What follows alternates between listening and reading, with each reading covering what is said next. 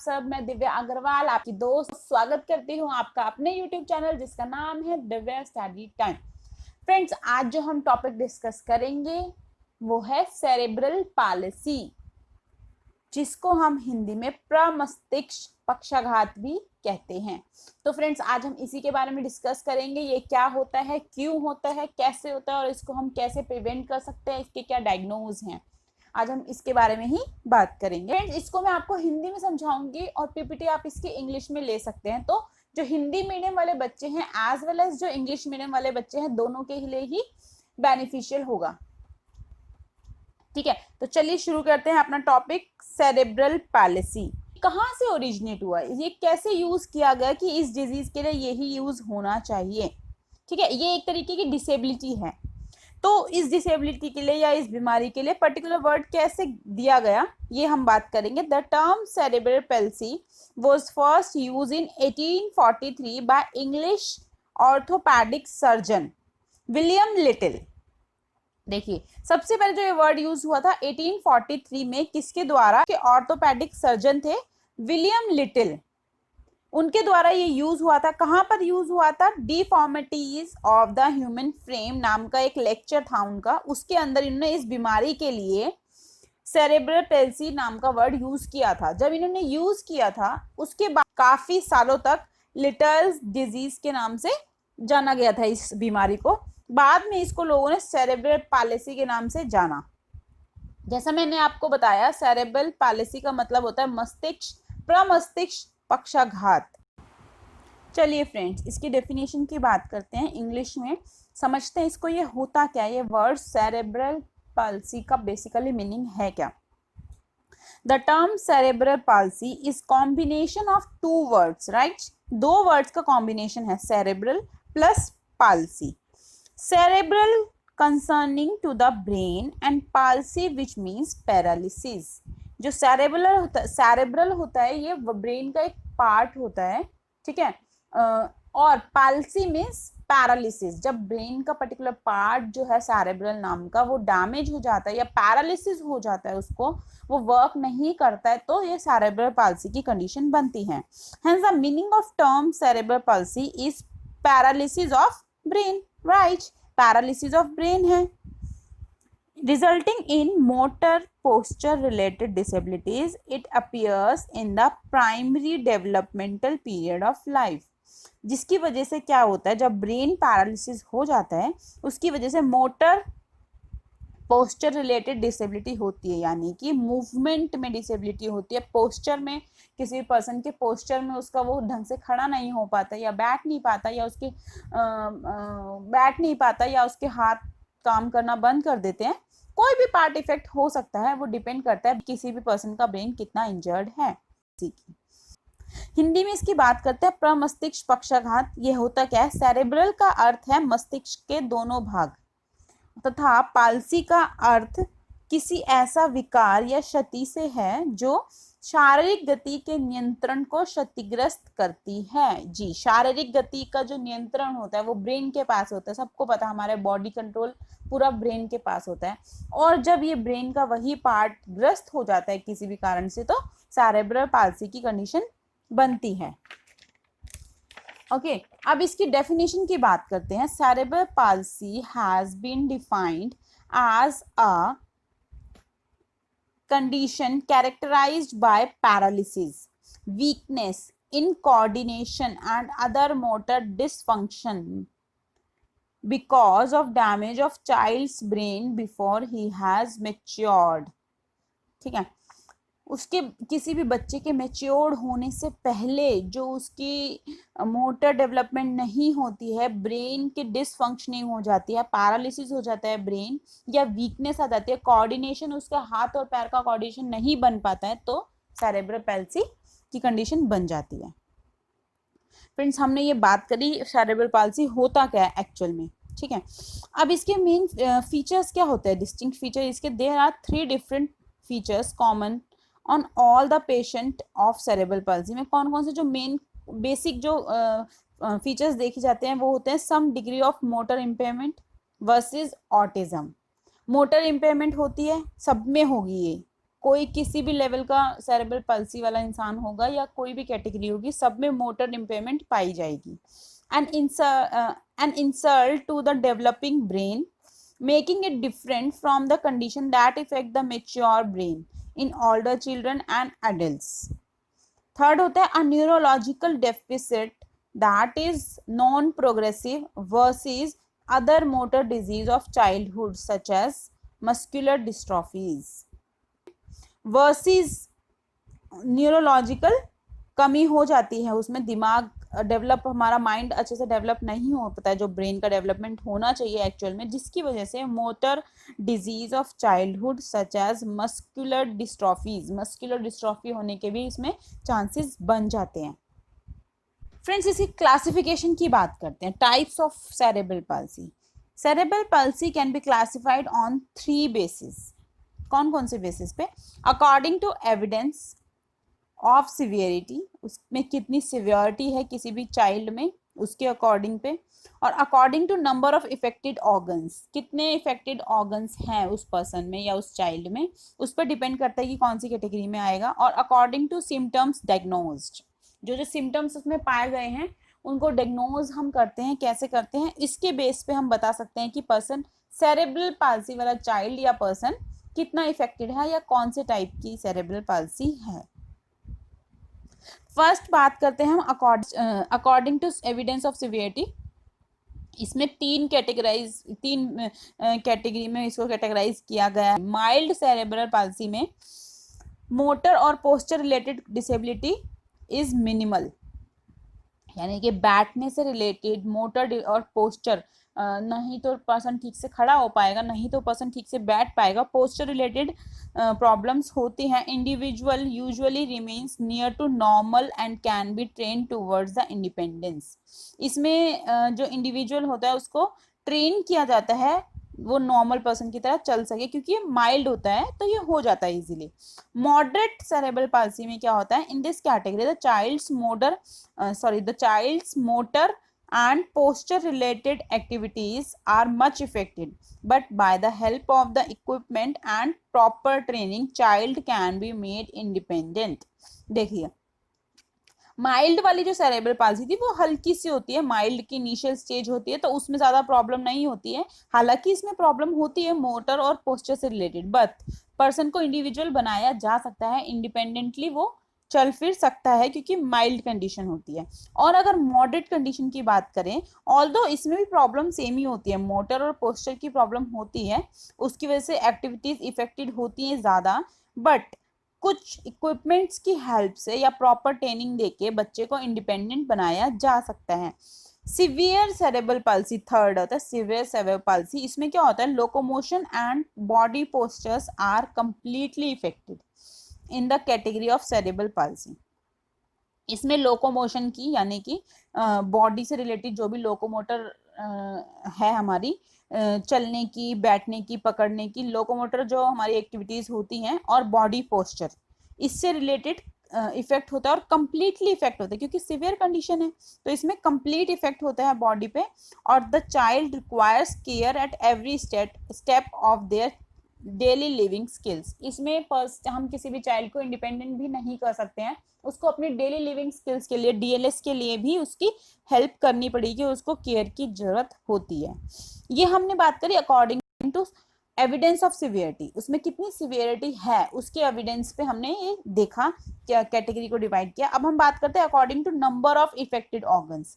उसके ऑर्गन्स कितने इफेक्टेड है उसके बिहाफ पे हम इसको कैटेगराइज करेंगे. तो 5 तरीके से इसको कैटेगराइज किया गया है. सबसे पहले आता है मोनोप्लेजिया. इसमें क्या होता है? As it is very clear with the word mono.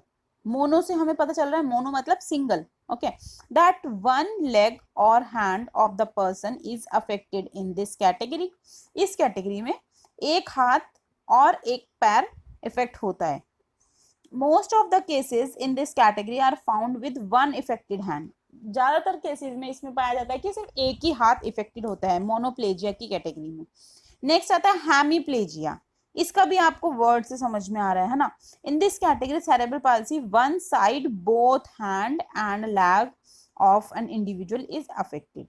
मोनोप्लेजिया में सिंगल हाथ, कोई भी हाथ या कोई भी पैर इफेक्ट हो सकता है, और हेमीप्लेजिया में कोई भी वन साइडेड पोर्शन आपका इफेक्ट होगा, या तो राइट या फिर लेफ्ट, यानी कि एक हाथ और एक पैर बोथ आर इफेक्टेड। नेक्स्ट आता है diplegia. Mostly people are found affected with both lower extremities, sometimes all four limbs are involved and the legs are affected more than arms. डाइप्लेजिया में क्या होता है, इसमें लोअर एक्सट्रीमिटीज इफेक्ट होंगी, या तो दोनों पैर या फिर दोनों हाथ, लेकिन ये चीज देखी जाती है कि चारों लिम्स में से ज्यादातर इफेक्ट होता है जो आर्म्स जो होती है ज्यादा इफेक्ट होती है as compare to legs. Paraplegia next आता है। पैराप्लेजिया फोर्थ जो कैटेगरी होती है, only both the legs are involve in this type of cerebral palsy. देखिए डायप्लेजिया और पैराप्लेजिया में कंफ्यूज मत होइएगा। डायप्लेजिया में हमारे चारों में से कोई भी इफेक्ट हो सकता है, या दोनों हाथ या दोनों पैर, बट पैराप्लेजिया में पैरा मतलब पैर, दोनों ही पैर ही इसमें इफेक्ट होंगे, बोथ द लेग्स। नेक्स्ट आता है फिफ्थ कैटेगरी आती है क्वाड्रीप्लेजिया। क्वाड्री से हमें वर्ड समझना, क्वाड्री मतलब चारों। तो in this category of cerebral palsy और four limbs are involved, the word double hemiplegia is also used which means both upper and lower extremities are affected. देखिए क्वाड्री मतलब चारों हाथ एंड पैर किसी भी पर्सन के इफेक्ट होते हैं, यानी कि सिर्फ जो बीच का पोर्शन होता है हाथों के साइड का, स्टमक एरिया और चेस्ट एरिया, इतना ही पोर्शन उसका वर्क करता है, बाकी दोनों पैर और दोनों हाथ इफेक्ट होंगे क्वाड्रीप्लेजिया में। ये बिल्कुल सिवियर कंडीशन बन जाती है, ठीक है। इसको हम डबल हेमीप्लेजिया भी कहते हैं। डबल हेमीप्लेजिया क्यों कहते हैं, क्योंकि देखिए एक साइड हेमीप्लेजिया में क्या होता है, one side of both hand और legs are individual are affected, कोई भी एक साइड यानी कि एक हाथ और एक पैर इफेक्ट हो सकता है, और इसमें क्या होगा, चारों चीजें इफेक्ट होती है, दोनों हाथ और दोनों पैर, तो इसको डबल हेमीप्लेजिया भी कहते हैं। थर्ड आता है according to diagnostic symptoms. Diagnostic symptoms के अकॉर्डिंग हम इसको कैसे क्लासिफाई करते हैं ये देखते हैं। सब फर्स्ट है स्पेस्टिसिटी। डायग्नोस्टिक सिम्टम्स में फर्स्ट आता है स्पेस्टिसिटी। स्पेस्टिसिटी में इट मीन्स टाइटनेस और rigidity in the muscles resulting in diminished motor movement. इसमें क्या होता है, मसल्स में रिजिडिटी आ जाती है, टाइटनेस आ जाती है, वो मूव नहीं कर पाती हैं, तो स्पेस्टिसिटी की कंडीशन बन जाती है। The individual usually shows lethargic and inactive behaviour. The intensity of muscles increase with body movement. Muscles की जो इंटेंसिटी होती है वो बॉडी मूवमेंट के साथ इंक्रीज करती है स्पेस्टिसिटी में। नेक्स्ट आता है एथिटोसिस। Athetosis are sometimes divided into tension and non-tension type. They may twisting of the head, trunk or limbs. Sudden spasm or flexion or extension could also occur. Next है ataxia और fourth आता है हमारा mix type. Ataxia में क्या होता है, it means disturbances of balance moving और स्टेबल पोजीशन। इसमें बैलेंस मूविंग में, बैलेंसिंग में और मूविंग में और स्टेबल पोजीशंस में प्रॉब्लम होती है, पोजीशन पोस्चर की प्रॉब्लम हो जाती है। There is a poor fixation of head, head fix नहीं रहता, मूव करता रहता है। शोल्डर और pelvic girdles hypotonia is usual. Mix type में क्या होता है, वो इन सब का मिक्स होता है। It is a combination of spastic and athetoid type of cerebral palsy, यानी कि एथिटोसिस जो हमने भी इससे पहले पढ़ा है और स्पेस्टिसिटी दोनों का मिक्स होता है ये वाला। इसकी एटियोलॉजी की बात करते हैं। Injury of the developing brain can occur at any time from gestation of early childhood and typically in is categorised. इसको अलग अलग कैटेगराइज में कैसे कहेगा, देखो प्रीनेटल, पेरीनेटल और पोस्टनेटल। तो हम पहले भी मैंने आपको अपनी काफी सारी वीडियोस में ये कॉजेज बताए हैं। बेसिकली किसी भी डिसेबिलिटी के 3 कॉजेज ही होते हैं, प्रीनेटल, नेटल और पोस्टनेटल, या पेरीनेटल भी बोल सकते हैं और पोस्टनेटल। प्रीनेटल मतलब जन्म से पहले, जन्म के समय और जन्म के बाद हम इसकी एपिडेमियोलॉजी की बात करते हैं। इंसिडेंस ऑफ 1 to 3 पर 1000 लाइव बर्थ्स। बर्थ जन्म के समय 1 से लेकर 3 बच्चे ऐसे निकल जाते हैं जिनको सेरेब्रल पाल्सी की प्रॉब्लम हो, और ये किस किस कारण से होती है ये बात करते हैं। The highest rate is premature babies and those of multiple births. देखिए सबसे हाईएस्ट रेट क्या है, जो प्री मेच्योर बेबीज होते हैं, 7 मंथ्स के या 8 मंथ्स के जो बच्चे हो जाते हैं, उनका बर्थ हो जाता है और वो मेच्योर प्रॉपरली नहीं हो पाते हैं, तो ये कंडीशन बन जाती है। या फिर मल्टीपल बर्थ्स, एक बार में ज्यादा बच्चे होते हैं तो कंडीशन बन जाती है। 78 पर 1000 इन्फेंट्स वेइंग लेस देन 1000 ग्राम। देखिए पर 1000 के अकॉर्डिंग 78 यानी कि 1000 बच्चों पे 78 बच्चे जो होते हैं वो ये इस डिसेबिलिटी का शिकार बनते हैं। किस कारण से? क्योंकि उनका वेट रेट जो होता है वो 1000 ग्राम से भी कम होता है। 1000 ग्राम यानी कि 1 kg, अगर किसी बच्चे का वेट रेट जो है 1 kg से भी कम है तो ये कारण बन सकता है सेरेब्रल पाल्सी का। 9 to 12 पर 1000 इन ट्विंस, अगर ट्विंस बच्चे हो रहे हैं उसमें से 1000 पर 9 to 12 जो चाइल्ड होते हैं वो सेरेब्रल पाल्सी का शिकार होते हैं पर 1000 पे, क्योंकि वो ट्विंस होते हैं तो ऑक्सीजन की कमी उनको उस टाइम पे हो सकती है। 31 to 45 पर 1000 इन ट्रिपलेट्स। देखिए कोई अगर ट्रिपलेट्स होता है तो उसका वेट रेट ज्यादा है, वो 31 से लेकर 45 चाइल्ड तक जो होते हैं वो सेरेब्रल पाल्सी का शिकार होते हैं एक्चुअली।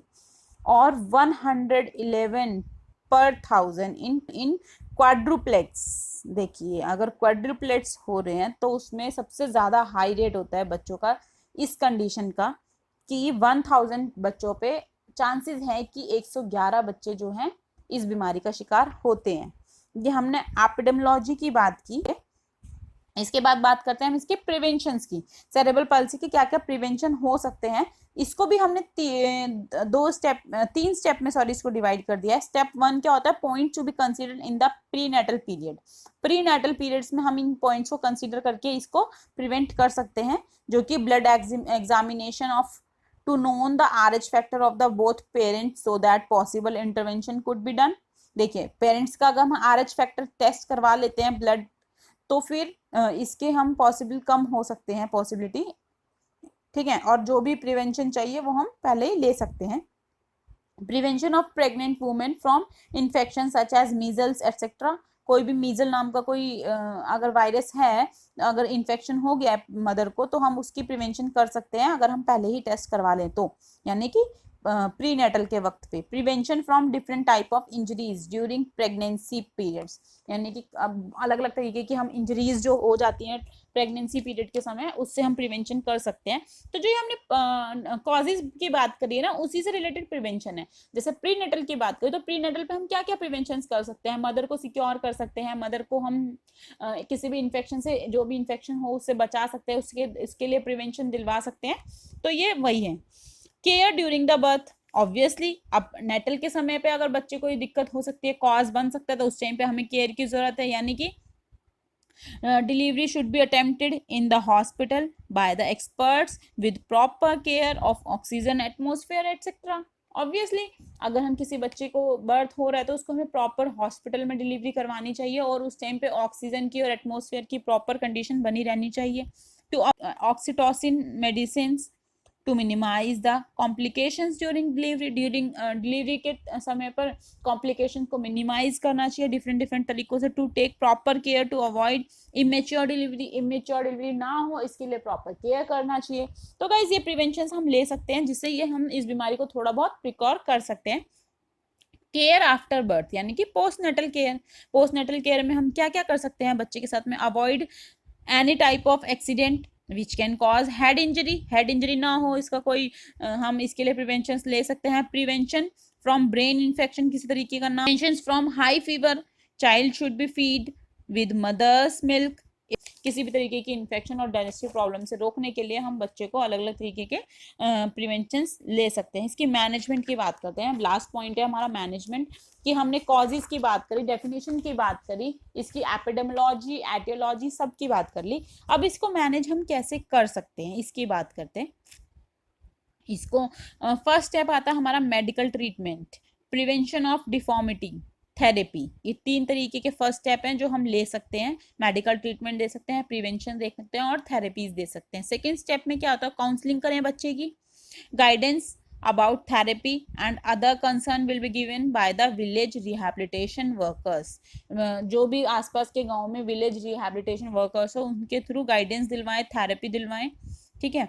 और guiding parents caretakers towards wellbeing और moving towards the independence of the child. उनके पेरेंट्स को या उनके केयर टेकर्स को गाइड करें कि बच्चे को इंडिपेंडेंट बनाएं, पहले उनकी प्रॉब्लम को जाने और क्या लेवल है उसको जाने, सीवियर कंडीशन है, माइल्ड है या मॉडरेट है, उसको जानकर हम उसके द्वारा उसकी मैनेजमेंट कर सकते हैं। ओके, और इसकी बात करते हैं इसकी थेरेपिक। अब देखिए इसका इंटरवेंशन कैसे कैसे कर सकते हैं। फर्स्ट आता है हमारा थेराप्यूटिक इंटरवेंशन, यानी कि थेरेपी के थ्रू हम OT, ST, BMs can be provided. इनको थेरापिस्ट के द्वारा इनको दिलवा सकते हैं हम ये सब चीज़ें। फिजिकल थेरेपी दिलवा सकते हैं, एक्टिव जैसे कि एक्टिव एक्सरसाइज हो गया, पैसिव एक्सरसाइजेज हो गया, ये सब हम इनको करवा के इंडिपेंडेंट बनाने की कोशिश कर सकते हैं, इनको मैनेज कर सकते हैं।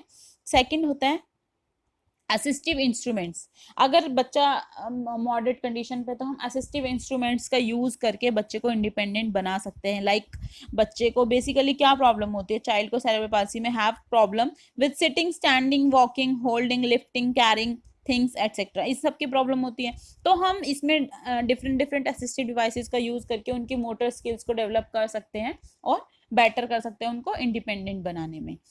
नेक्स्ट आता है watching. The motor movement mobilisation activities with cerebral palsy are usually affected, so they face problems the performance of daily living skills। उनके डेली लिविंग स्किल्स में प्रॉब्लम होती है, तो हम डेली लिविंग एक्टिविटीज कि उनको इंडिपेंडेंट बना सकते हैं धीरे धीरे, उनको करवा के, उनको प्रैक्टिस करवा के और उनकी हेल्प एंड केयर करके उनको करवा सकते हैं। जैसे हम डेली लिविंग्स में क्या क्या उनको करवा सकते हैं, ब्रशिंग, ईटिंग, बाथिंग, ड्रेसिंग, वो खुद से ताकि कर सके, टॉयलेटिंग, तो ये सब हम खुद से कर सकते हैं ताकि वो ये सब हम मैनेजमेंट उनकी कर सकते हैं। स्पेशल एजुकेशन उनको प्रोवाइड करवा सकते हैं, डिपेंड करता है वो कौन सी कंडीशन उनकी है, कौन से लेवल पर है, माइल्ड में या मॉडरेट में, हम उनको स्पेशल एजुकेशन प्रोवाइड करवा सकते हैं।